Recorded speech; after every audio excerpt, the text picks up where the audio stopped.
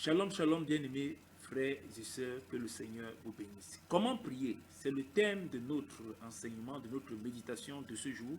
Et il est tiré du livre de Luc, chapitre 11, à partir du verset 1er jusqu'au 2e. Jésus priait en un certain lieu.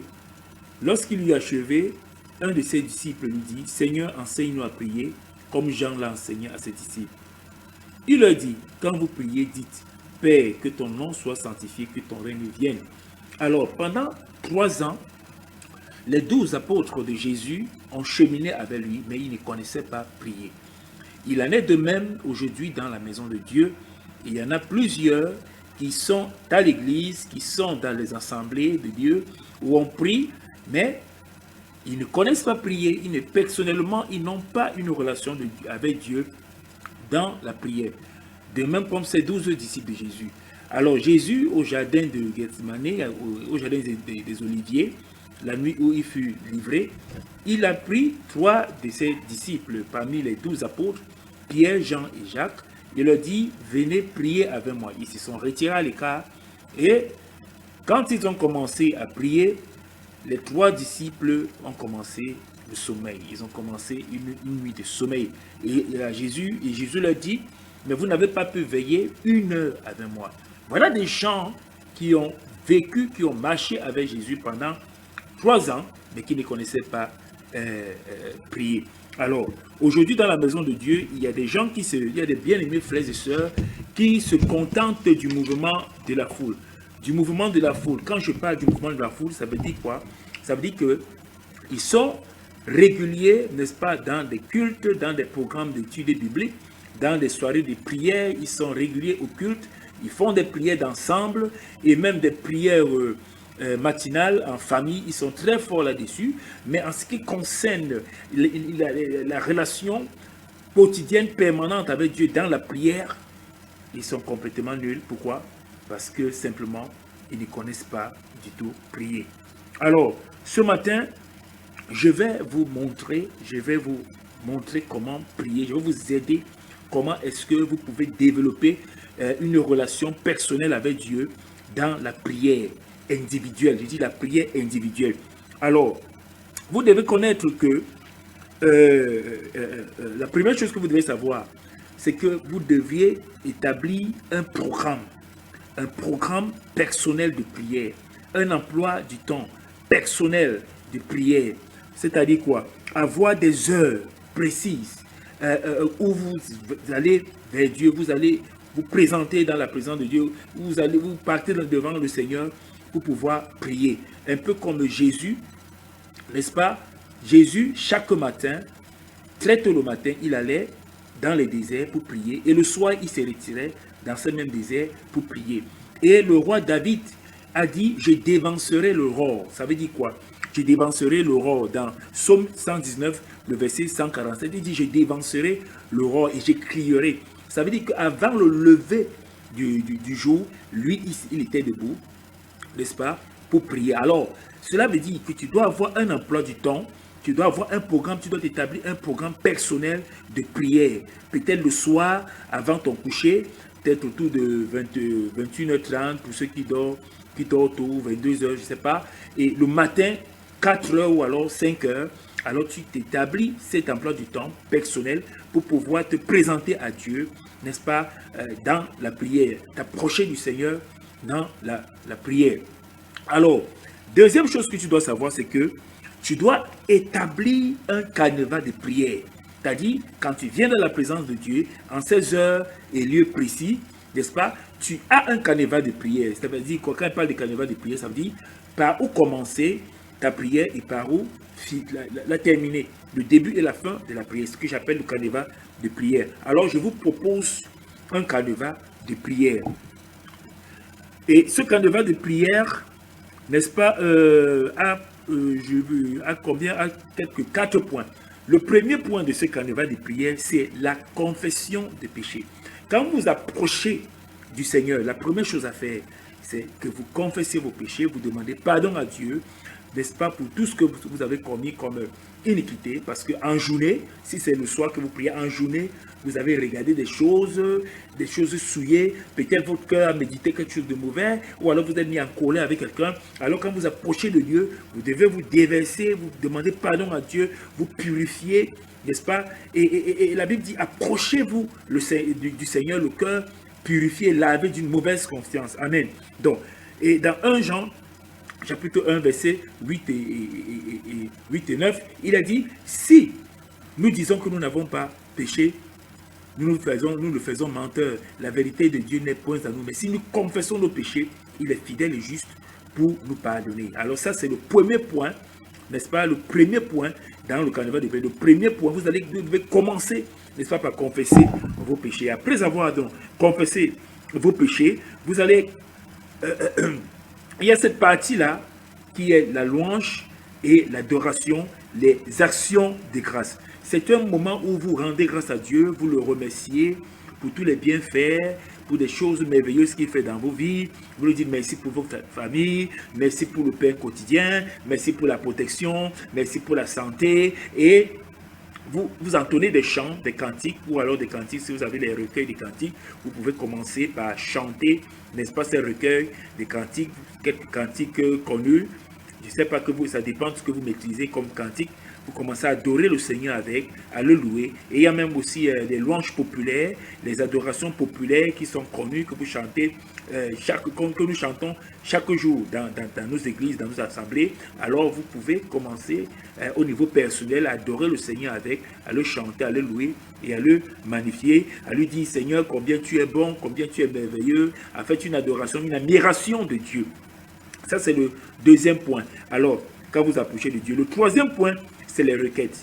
Et dans les requêtes, n'est-ce pas, il y a deux volets. Le premier volet, c'est les requêtes personnelles. Dans les requêtes personnelles, il y a les besoins personnels. C'est-à-dire qu'il n'y a pas des requêtes personnelles, c'est les besoins personnels. Besoin de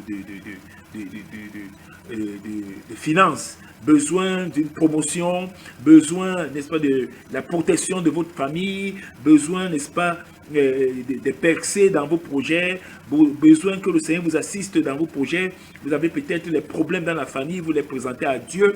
Vous avez peut-être les problèmes dans vos études, vous les présentez à Dieu. Vous présentez à Dieu vos études, vos difficultés personnelles et même votre avenir, votre entreprise, des problèmes que vous pouvez rencontrer dans votre entreprise. Alors, vous les présentez à Dieu. Ça, c'est des requêtes de prière personnelles. Tout ce qui vous concerne, tout ce qui vous concerne, de matériel, de financier, hein, d'intellectuel.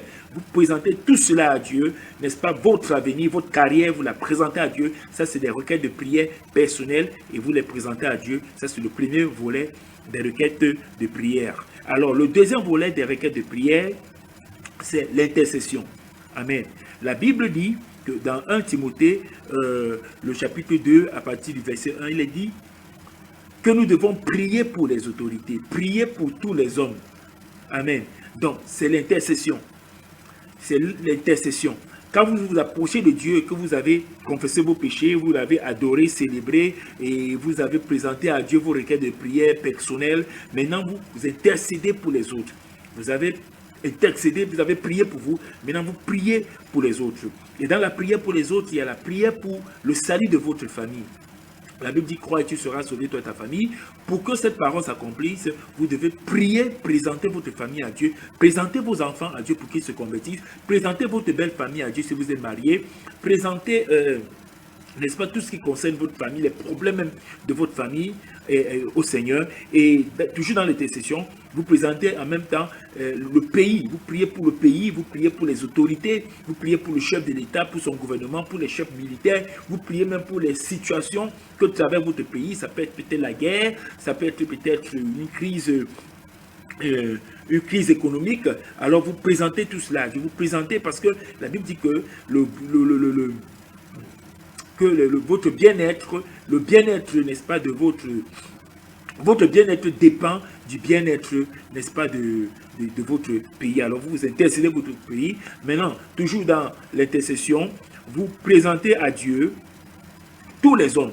Parce que la Bible dit que Dieu veut que tous les hommes soient sauvés. C'est de la responsabilité du chrétien, d'un enfant de Dieu, de prier chaque jour pour les hommes, pour ceux qui ne connaissent pas le Seigneur. Et c'est de la responsabilité de Dieu, n'est-ce pas, de sauver qui il veut. Alors toi, tu dois intercéder, n'est-ce pas, pour tes collègues, intercéder même pour, je veux dire quoi, ton entourage, ton voisinage, intercéder même pour tous les hommes.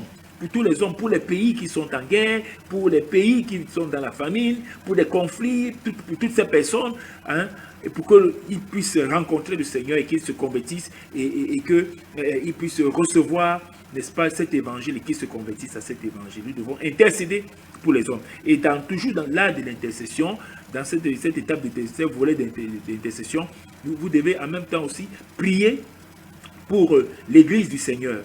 Priez pour l'Église du Seigneur, priez pour tous les saints. Le Seigneur nous recommande de prier pour tous les saints. Peut-être un dimanche ou bien pendant les réunions, un frère, une soeur est venu vous présenter, n'est-ce pas, son fardeau, son problème. Peut-être vous n'avez pas les possibilités financières, c'est un problème financier qu'il vous a posé, vous ne pouvez pas, mais cependant vous pouvez le présenter dans la prière. Peut-être c'est un cas spirituel, alors vous devez prier pour lui. Peut-être le frère est venu vous confesser une faiblesse, que frère, voilà, peut-être je suis faible dans tel domaine, ça ne va pas, s'il te plaît, soutiens-moi dans la prière. C'est l'intercession. Vous devez intégrer ça dans vos moments de prière personnelle. Dans vos moments de prière personnelle. Amen. Alors, voilà un peu le carnaval. Et pour clôturer ce carnaval de prière, vous devez rendre grâce à Dieu. Ça, c'est le 4e point de ce carnaval de prière. Rendre grâce à Dieu. Le remercier pour ce sujet de prière qu'il a exaucé. Lui dire merci parce qu'il vous a écouté. Parce qu'il est dit dans le livre de Matthieu au chapitre 11, verset 24, Jésus dit, si vous êtes debout faisant votre prière, amen. Si vous croyez que ce que vous avez demandé à Dieu, vous le verrez, vous croyez que ce que vous demandez à Dieu s'accomplira, alors vous verrez cette chose accomplie.